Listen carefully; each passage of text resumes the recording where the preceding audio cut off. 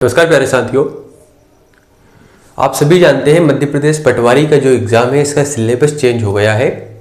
और change syllabus के साथ साथ अब समस्या ये है हमारे सामने कि अब इसकी तैयारी कैसे करें, इसके लिए बेस्ट रणनीति क्या होनी चाहिए। तो शुरुआत में ही मैं आपको बता दूं, आपके मन में कई सारे डाउट्स चल रहे हैं। आपको लग रहा है कि सर सिलेबस चेंज हो गया, हमारा तो पंचायती राज कंप्लीट हो चुका था, बहुत सारी चीज़ें हमारी कंप्लीट हो चुकी थी। देखिए, निश्चित तौर पर ये मानकर चलिए कि मैं मानता हूं कि आपने जो पंचायती राज कवर किया था या कुछ चीजें और कवर की थी, तो कहीं ना कहीं आपको ऐसा लग रहा होगा कि सर सिलेबस चेंज हो गया तो अब हम कैसे तैयारी करेंगे। लेकिन आप या तो इसे संभावनाओं के रूप में ले सकते हैं या फिर आप इसे समस्याओं के रूप में ले सकते हैं। तो समस्या के रूप में लेंगे तो भी ये दिन निकलेंगे और संभावनाओं के रूप में लेंगे तो भी ये दिन निकलेंगे। कहने का मतलब ये कि आप सभी, अगर आप पहली बार भी इस वीडियो को देखने आए हैं तो आप सभी जानते होंगे मुझे कि हमेशा मेरा कहना यही होता है कि हमारे सामने सिचुएशन जो होती है उसकी दो चीजें होती है। या तो परिस्थिति का आपके पास कोई सॉल्यूशन है, यानी आपके पास उसका कोई समाधान हो तो उस समाधान पर काम करिए, अगर समाधान नहीं है तो फिर छोड़ दीजिए। जब आपके सामने सिलेबस चेंज हुआ है लेकिन आपको लग रहा है कि एक समस्या हमारे सामने नहीं है, तो फिर इसका एक समाधान भी हमारे सामने है कि अब सिलेबस चेंज हुआ है तो इसे हमें कंप्लीट करना है। पर्याप्त समय है, चिंता बिल्कुल मत करिए। हाँ, कुछ चीजें हैं जिस पर विशेष रूप से ध्यान देना होगा। थोड़ा सा पढ़ाई का जो नेचर है उसको बदलना होगा कि किस प्रकार से पढ़ाई हमें करना है। दूसरी बात यह कि हमें थोड़ा सा ज्यादा पढ़ना होगा, और ज्यादा पढ़ने के साथ ही हमारे माइंड को इन 3-4 महीनों में ऐसे प्रिपेयर करना है कि उसका काम सिर्फ पढ़ाई के बारे में सोचना हो, सभी चीजें बाद में रहे। हमारी प्राथमिकताएं, हमारी प्रायोरिटीज जो है वो केवल पढ़ाई होना चाहिए। अब यहाँ पर बहुत सारे लोगों के मन में मेरे प्रति कई चीजें आ रही होगी कि अरे सर, आपको क्या पता, हम तो ऐसे तैयारी कर रहे थे, हमारा तो अंतिम लक्ष्य पटवारी था, हमें तो सिर्फ पटवारी बनना था, आप तो बस कहकर चले जाएंगे। तो आप चाहें तो इस बात को लेकर आप सेटिस्फाई हो जाइए कि सर तो कुछ भी कहते रहते हैं, और आपके थॉट को लेकर बैठ जाइए कि हाँ, सिर्फ हमारा ये विचार है, हमें सिलेक्शन से मतलब नहीं है, हमसे ज़्यादा मेहनत होती नहीं है।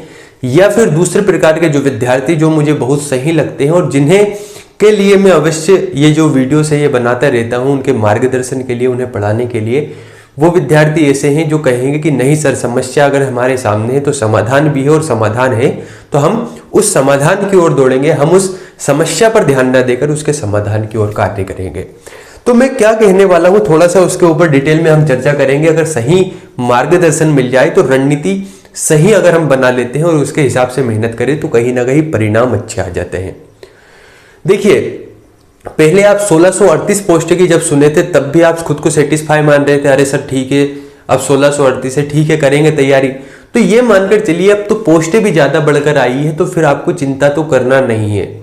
अवसर के रूप में मानिए, जो भी मेरे से पढ़ते हैं या जिन्होंने भी पढ़ा है उनको पता है कि जो बातें हो चुकी है, जो बीत गई है, वो तो बीत गया ना, उससे हमें मतलब क्या। हमें ये ध्यान देना है, अगर आपको वास्तव में पटवारी बनना है ना, मैं उनकी बात कर रहा हूं जिन्हें वास्तव में बनना है, तो वो पहली बात तो ये कि बहुत ध्यान से मेरी बातों को समझेंगे, और जो ध्यान से सुनेगा उसको समझ में आएगी कि मैं कहना क्या चाहता हूं। मैं ये नहीं कि हवाई बात कर दी आपके सामने।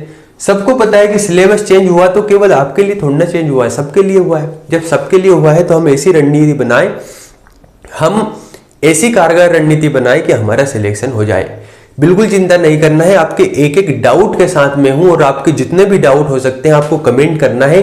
कोई भी मन में आपके डाउट नहीं होना चाहिए, आपको मेहनत में कमी नहीं छोड़ना चाहिए। आज से मैं एक और सीरीज शुरू करना हूं, आप सभी के मन में जितने भी डाउट आते हैं आपको यहाँ पर कमेंट करना है, और मुझे लगता है कि ये डाउट केवल आपका नहीं, बहुत सारे विद्यार्थियों का हो सकता है, तो मैं उस पर वीडियो बनाऊंगा। रोज हम वीडियो बनाएंगे आपके मार्गदर्शन में, या आपकी मेहनत के साथ साथ आपको जो सही मार्गदर्शन मिलना चाहिए उसमें मैं आपको पूरी भूमिका निभाऊंगा। बस आपको मेहनत में कसर नहीं करना चाहिए, आपको सिलेक्शन लेना ही है।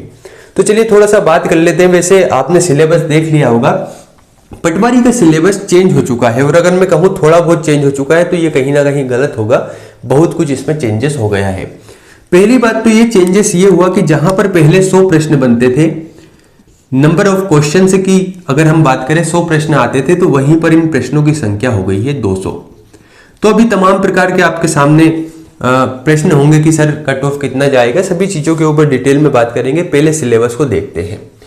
देखिए, जब सिलेबस की बात आती है तो इसमें आप देखेंगे कि पार्ट आ और यहाँ पर प्रश्न पत्र के अंतर्गत ही बा, तो ये कुछ भी नहीं है, बस ये है कि सिलेबस को अलग अलग भागों में रख दिया गया है। बाकी सिलेबस पूरा पटवारी का ही है। सबसे पहली बात आती है कि 200 नंबर का ये पेपर होना है और 200 नंबर के लिए यहाँ पर 8 सब्जेक्ट आपको दिए गए हैं। 8 सब्जेक्ट में क्या क्या है? पहला खंड अगर आप देखेंगे तो उसमें है सामान्य विज्ञान, जिसे हम साइंस के नाम से जानते हैं। दूसरे खंड में है सामान्य हिंदी। तीसरे खंड में है सामान्य अंग्रेजी, और सॉरी, खंड का मतलब है मेरा पहले खंड के अंतर्गत ही तीसरा टॉपिक, और चौथा टॉपिक है मैथ्स। इन चारों से मिलाकर 100 प्रश्न बनने हैं। यहां तक बातें क्लियर है? यानी ये जो साइंस है, हिंदी है, अंग्रेजी है और मैथ्स है, इन चारों को मिला लिया जाए तो 100 प्रश्न बनने हैं। ठीक ऐसे ही इसके खंड बा में पहुंचते हैं तो इसमें है सामान्य ज्ञान, जिसे हम जीएस के नाम से जानते हैं। जनरल नॉलेज की आप बात कर सकते हैं। इसके साथ ही इसमें है रीजनिंग के साथ ही इसमें है कंप्यूटर, और कंप्यूटर के साथ ही प्रबंधन। अब देखिए, मैं बहुत पहले से कहता आया था आपको कंप्यूटर अच्छे से पढ़ लेना चाहिए, तो कंप्यूटर आज तो काम आएगा। चलो, कुछ सिलेबस चेंज हुआ तो हिंदी तो काम आएगा। कहीं ना कहीं आप थोड़ा बहुत तो आगे हैं तैयारी में, तो बिल्कुल चिंता नहीं करना है। पहली बार भी करेंगे तो बस मेहनत बढ़ा देनी है, बिल्कुल आपका सिलेक्शन होगा।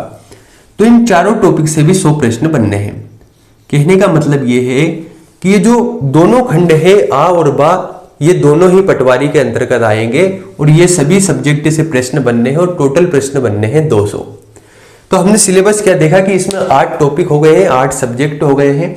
अब यहाँ पर सभी विद्यार्थी इन सब्जेक्ट को तो जानते हैं, लेकिन हमारी आदत ये होती है कि हमारा ध्यान हमेशा उन चीजों पर जाता है जो ज्यादा जरूरी है नहीं। जैसे कि सभी लोगों को पता है कि ये 7 सब्जेक्ट बहुत बड़े हैं, है ना, और 7 को कवर करना है, लेकिन सभी का ध्यान जा रहा है सर प्रबंधन का क्या करें, प्रबंधन पढ़ा दीजिए, प्रबंधन क्या क्या करें।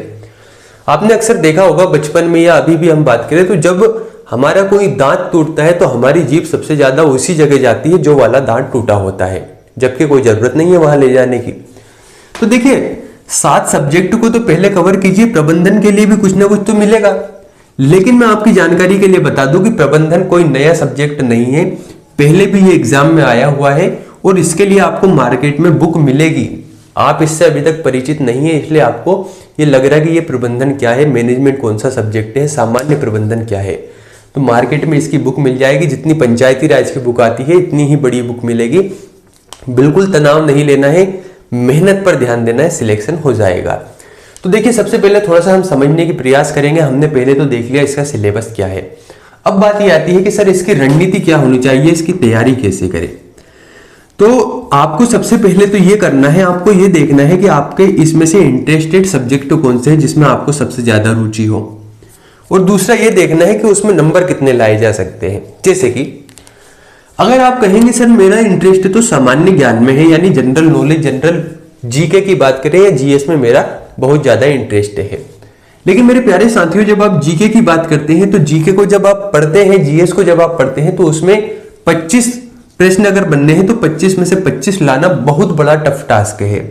इसका मतलब क्या है कि रुचि तो देखना है, लेकिन रुचि के साथ साथ ये भी देखना है कि क्या उसमें उतने अंक लाए जा सकते हैं जो हमें सिलेक्शन दिला सके।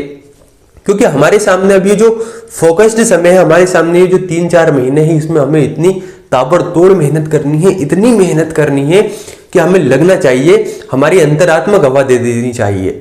एक बात मैं आपको सच्चाई बताऊं, अगर आपने पहली बार एग्जाम देंगे या आपने पहले भी एग्जाम दे दिया हो, तो आपको रियलिटी बताता हूं, जब आप एग्जाम देने जाते हैं किसी भी गवर्नमेंट जॉब का, तो आपको दूसरे कुछ भी कहें, लेकिन आपकी अंतरात्मा, आपका मन आपको जवाब दे देता है कि यार तेरी तैयारी है या नहीं, तू सिलेक्शन ले पाएगा या नहीं। तो इतनी मेहनत कीजिए कि आपकी अंतरात्मा जवाब दे कि इस बार तो तुझे पटवारी बना के ही रहेंगे, तू तो पटवारी बन ही गया या बन ही गई। अगर आप इस प्रकार से मेहनत करेंगे, अगर आप इस लेवल की मेहनत करना जानते हैं, तो सिलेक्शन आपसे दूर नहीं है, सिलेक्शन आपका 100% होना है। तो देखिए, सबसे पहले हम समझते हैं कि इसके लिए कारगर रणनीति क्या होनी चाहिए, इसके लिए बेस्ट रणनीति क्या हो। तो मैं आपको सबसे पहली बात ये आती है कि अब आपके सामने बहुत सारे डाउट होंगे कि सर एक दिन में 8 सब्जेक्ट पढ़े कि 4 पढ़े कि 2 पढ़े कि 3 पढ़े, क्या पढ़े। तो सबसे पहली बात तो ये कि आपको एक दिन में 8 सब्जेक्ट नहीं पढ़ना है। उसके पीछे का कारण समझिए। अगर आप एक दिन में 8 घंटे भी पढ़ रहे हैं तो 8 सब्जेक्ट के लिए 1-1 घंटे पढ़ेंगे, और फिर इनका रिवीजन कब करेंगे? और रिवीजन नहीं करेंगे तो ये सभी चीजें बिखर जाएंगी। क्या करना है? बेहतर ये ऑप्शन होगा कि या तो आप एक दिन में 2 सब्जेक्ट पढ़े, या फिर अधिकतम 3 पढ़े, और ज्यादा ही मन कर रहा, बिल्कुल अधिकतम मन कर रहा तो 4 सब्जेक्ट से ज्यादा ना पढ़े। दूसरी बात यह है कि अब आपको पूरे दिन को गिन लेना है कि हमारे सामने 3 महीने हैं या 3.5 महीने हैं। इसमें से कम 15 दिन आपको हटा देना है रिवीजन के लिए, केवल रिवीजन के लिए। तो आपके पास जो सोर्सेस है, जो रिसोर्सेस है, उन्हें देखना है कि सर ये जो रिसोर्सेस है इन्हें हमें कैसे तैयार करना है। अगर मानकर चलिए जैसे आपके पास 3 महीने 15 दिन है तो 15 दिन हटा दीजिए, केवल 3 महीने तैयारी करनी है, और 3 महीने में अगर सिलेबस कंप्लीट करना है तो कितनी देर पढ़ना होगा, ये सभी चीजें आपको खुद को डिसाइड करनी है। अब बात आती है कि पहले किस सब्जेक्ट को पढ़ना है, तो उसके बारे में भी समझिए। देखिए, सबसे पहली बात तो ये कि इसमें स्कोरिंग सब्जेक्ट कौन सा है जिसमें पूरे में से पूरे अंक लाए जा सकते हैं। पहला स्कोरिंग सब्जेक्ट है हिंदी। हिंदी में 25 नंबर में से 25 नंबर लाए जा सकते हैं, बशर्ते कि आप बहुत अच्छे ढंग से पढ़े, बहुत कंसंट्रेशन के साथ पढ़े। दूसरा है कंप्यूटर। कंप्यूटर में भी 25 में से 25 अंक लाए जा सकते हैं। तीसरा है यहां पर रीजनिंग। रीजनिंग में भी 25 में से तय मानकर चलिए कि अगर आप अच्छे से मेहनत करना जानते हैं तो आप 23 अंक तो ला सकते हैं। चौथा सब्जेक्ट है अंग्रेजी। अंग्रेजी और गणित, इन दोनों में 25 में से 24 अंक तो आप ला ही सकते हैं। अब मैं यहां पर कुछ चीजें थोड़ा सा आपको बताऊंगा। देखिए, कुछ विद्यार्थी ऐसे हैं जो अंग्रेजी में, उनका अगर हम साधारण भाषा में बात करें तो उनका हाथ बहुत तंग है अंग्रेजी में, तो उनको लगेगा कि सर हम अंग्रेजी में तो ज्यादा अंक नहीं ला पाएंगे। तो बिल्कुल तनाव ना ले। अगर आप अंग्रेजी में ज्यादा अंक नहीं ला पाते तो आपको थोड़ा सा मेहनत करना है साइंस के ऊपर, साइंस अच्छे से कर लीजिए। फिर कुछ विद्यार्थी ऐसे हैं जिनका गणित में बहुत ज्यादा इंटरेस्ट है, बहुत ही ज्यादा इंटरेस्ट है, तो वो तो 25 में से 25 ले आएंगे। लेकिन कुछ विद्यार्थी ऐसे भी हैं जिन्हें गणित से डर लगता है, उनका क्या? तो उन्हें इतनी मेहनत करनी है कि यहां पर गणित में 25 में से 15 अंक 20 अंक ला सके। पूरा ना भी आए तो चिंता ना करें। अब देखिए, जिनको इंटरेस्ट गणित में है उन्हें तो गणित पर ध्यान देना है, लेकिन जिनको नहीं है उन्हें गणित के साथ ही अन्य सब्जेक्ट जैसे प्रबंधन, इस पर ध्यान देना है, साइंस है इस पर ध्यान देना है, अंग्रेजी इस पर ध्यान देना है। यानी हर विद्यार्थी के लिए हर सब्जेक्ट, या कह सकते हैं एक विद्यार्थी के लिए 8 सब्जेक्ट इंटरेस्टेड नहीं रहेंगे। कुछ अपवाद स्वरूप हो सकते हैं, लेकिन सभी विद्यार्थियों के लिए 8 सब्जेक्ट इंटरेस्टेड नहीं है, रुचिकर नहीं है। तो फिर क्या करें? तो फिर हमारी सुविधा के हिसाब से हमें देखना होगा कि किस में हम पूरे अंक लाए जा सकते हैं और किस में ला सकते हैं और किस में आ सकते हैं।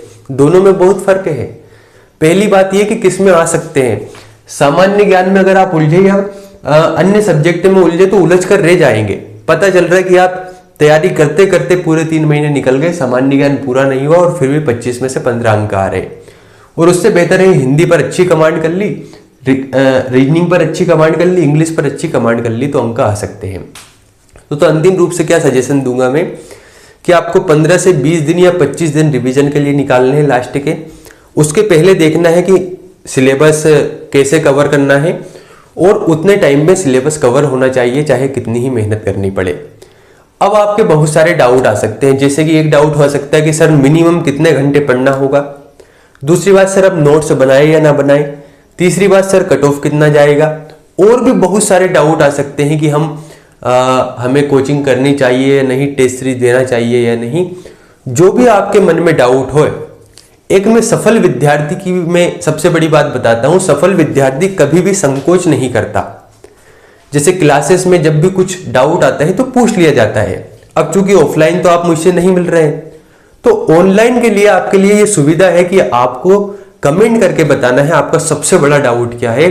और मुझे लगता है कि ये डाउट केवल आप तक नहीं, बहुत सारे लोगों तक रहता है, तो मैं वहां तक वीडियो पहुंचाने की कोशिश करूंगा। आप पहली बार चैनल पर आए हैं तो लाइक सब्सक्राइब जरूर करें और बेल आइकन को जरूर दबाएं, क्योंकि पटवारी में अगर आपको सिलेक्शन लेना है तो पटवारी तक ऐसी चीजें आपको मिलेगी, आपको भी लगेगा कि नहीं यार हमारा सिलेक्शन हो सकता है। दूसरी बात यह कि मैं पहली बार कह रहा हूं कि वीडियोस को एक बार शेयर कर दीजिए ताकि सभी लोगों तक ये चीजें पहुंच सके। अच्छे से तैयारी कीजिए, लगातार मेहनत करना होगा, बार बार रिवाइज करना होगा। जो भी डाउट है कमेंट करके बताइए। बहुत बहुत धन्यवाद।